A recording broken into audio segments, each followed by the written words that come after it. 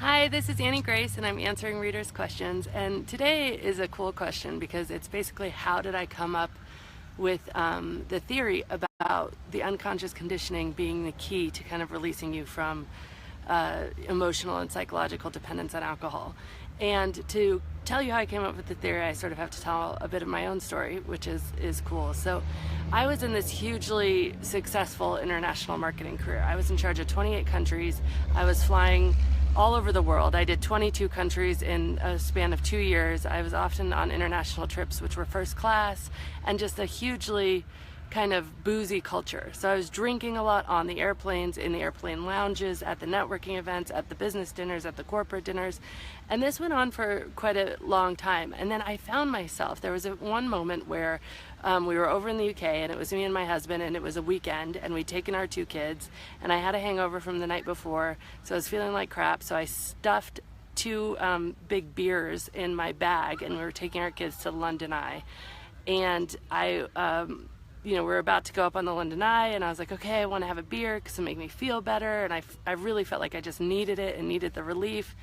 And I pulled this beer out, and I accidentally dropped it. And it was this huge can of beer, and it started spraying all over my kids, who were about, I think they were 3 and 5 at the time. And so they were drenched in beer, and it was funny, but not funny. Funny, but gut-wrenching, stomach-dropping. I feel like I want to puke because this is so horrible and embarrassing, and I just drenched my kids in beer. And why at 10 in the morning do I think it's a good idea to have a few beers before we go get on the London Eye? Why can't I just hang out with my children? And what is this? What is happening to me? And I felt very, very pained in that moment. And I remember putting a really good face on it, like just, haha, funny, that's hilarious, and let's laugh about it. But inside I was dying. Inside I felt like, who am I? And I didn't really know who I was at that point in time. I didn't really understand. And so, I made this conscious desire to just cut back and drink less. And I thought it would be easy. Like, I thought it would, okay, so I don't want to drink as much. So that sucked. So that was embarrassing. Like, I don't want to be doing those things anymore. And it wasn't easy. It wasn't easy at all. I felt like I had 2 competing voices in my head. There was this voice that was like, okay, you're not going to drink today. You're taking a break. Like, alcohol's not that great. And then as soon as 5 o'clock rolled around, there was this voice in the head that said, oh, but it's been such a long day, but you need it, but you deserve it, but the kids are hard, but they're screaming. And there was this deep unconscious thing. And I have to tell you another part of my story. At the same point in my life, I'd been undergoing about 3 years of the most excruciating back pain. My youngest son was 3 years old, and it had started right when he was born. And I couldn't get rid of it. I tried chiropractic, I tried muscle relaxants, I tried traction, I tried all sorts of things to get rid of this back pain. I spent, tens of thousands of dollars to get rid of this back pain, and nothing worked. And finally, I was turned on to a book by Dr. John Sarno. It was called Healing Back Pain. And so I read this book, and he says in the beginning of the book, he goes, look, sometimes when back pain is undiagnosable and nothing works, it's actually repressed unconscious emotions. It's your mind protecting itself from this deep pain that you have inside, and it does that by not letting oxygen go to your muscles, and you have excruciating pain, and that protects you from thinking things that are too painful for you to think. And I was like, whoa, sounds woo-woo, sounds crazy, but I'm desperate. And he goes, okay, so your conscious mind is entertaining this theory, but how does it work? I have to convince your unconscious mind. I have to go through and deprogram and convince your unconscious mind that this is true, that this is the case. And so I said, okay. And he goes, in order to do that, I'm going to have you read this 300-page book. So I was like, I'll give it a go. I read this book. I have chills just like thinking about this. I read this book, and the day after I finished it, I was able to pick up my son. And I hadn't been able to pick him up. It worked. And it was incredible. It was amazing. And I was able to pick up my kids. I was able to help my husband move. And so during this time of drinking, something came back to me from this experience, and I said, you know what, I feel like I have this conscious desire to make a really powerful and important change in my life and my drinking, but I have this deep-seated, very powerful unconscious belief that I need alcohol, that I needed to relax, that I needed to network, that I needed for my career to be creative, that I needed to get promoted, that I needed to hang out with my kids, that I needed to be a good mom, that I needed to have sex. Like, I believed these things. Like, I believed the sky is blue. Like, I really, truly believed that alcohol was vital and important in my life. And I realized that until I addressed those beliefs, it was always going to be a battle. It was always going to be a fight. There would always be this huge amount of willpower to overcome it, because it would always be such a battle. And so I said, well, how can I do that? How can I address those unconscious beliefs? And I actually got in touch with, I reached out to Dr. Sarno.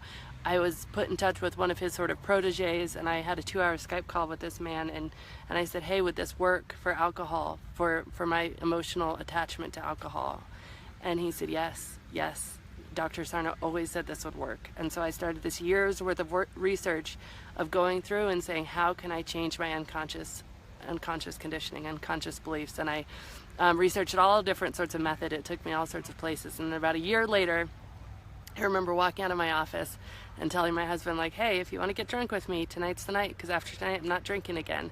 And you could have pushed him over. Like, he looked at me like, are you insane? Like, you've been drinking at least a bottle, sometimes 2 a night, for the last decade since we've been married. Really? And so I said yes, and we split a bottle of wine. I'd planned to, just get drunk, last hurrah, whatever. I ended up getting really sick, which was kind of a blessing. And it was funny too, because the bottle of wine, like, I didn't even drink as much as normal, but I got really sick. So I think there was some universe saying, like, yeah, this is not what you want to be doing. And I woke up the next morning and I haven't looked back. And it was because I had undone methodically every one of those beliefs I just talked about. I made a list of every single thing I believed, and I said, are these things true? And I'm coming out with a new thing, the alcohol experiment. So this 30-day challenge.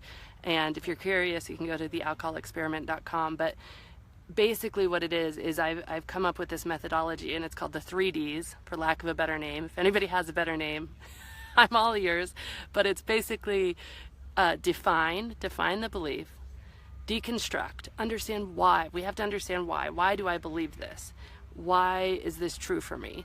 And then decide. And so decide based on internal evidence and external evidence. So I'll give you a very fast example, like define, I believe alcohol, I need it to relax. Deconstruct, why do I believe that? Well, because every single television show shows, policemen after a homicide investigation, stressful job, relaxing with a bottle of beer.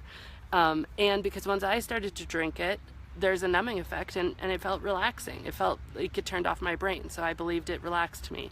So then deconstruct, is this internally true? So I start to, ask questions like, am I really more relaxed the next day? When I'm drinking, do I remove the source of my, the stressors? Do I remove them, or do I just put a Band-Aid over them for later?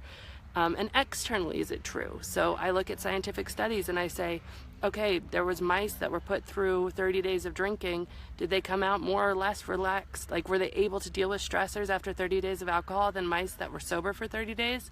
No, they were much less able to deal with stressors. So biochemically, does alcohol relax us?